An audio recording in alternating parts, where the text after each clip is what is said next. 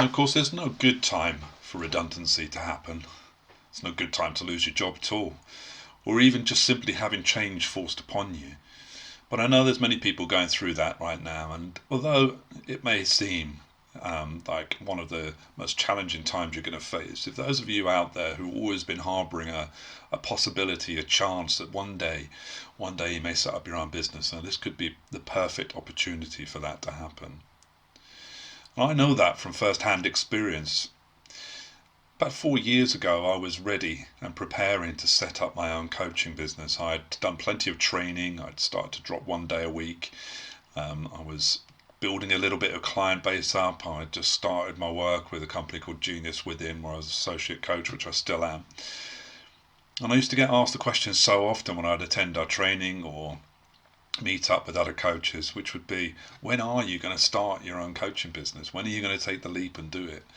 And I'd always reply with the same answer, which was, when the time's right. When the time's right, I'll do it. And as I say, about 4 years ago, I had that decision kind of thrust upon me. I was working in a role. I'd been working in retail for many years, so I'd been quite happy doing what I was doing, but I had reached a point where I started to feel a bit stuck. And we got pulled into the office one day, and a whole number of us were told that we were at risk of redundancy and we would have to go through that process. And it was from that moment, that conversation, that I decided now is the right time.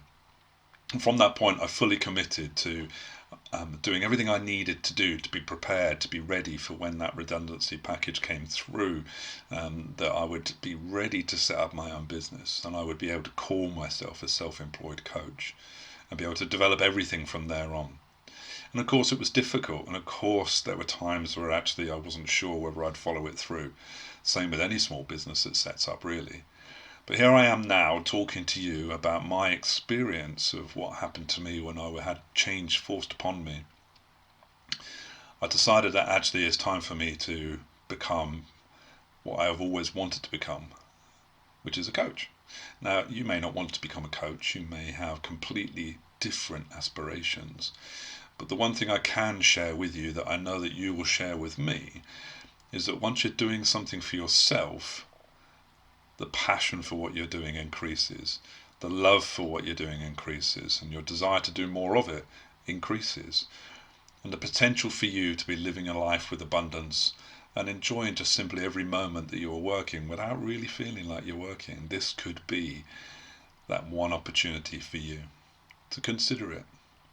Consider what motivates you right now and explore that, so that as you now make choices to either set up a business of your own, go into partnership with somebody, or apply for a completely different career to what you've been used to in the past, really dig deep inside you now and consider what motivates you, consider what your values are, and drive forward with passion and vigour, and you too will be in a position where you can help others by knowing you made the right choice when the time was right.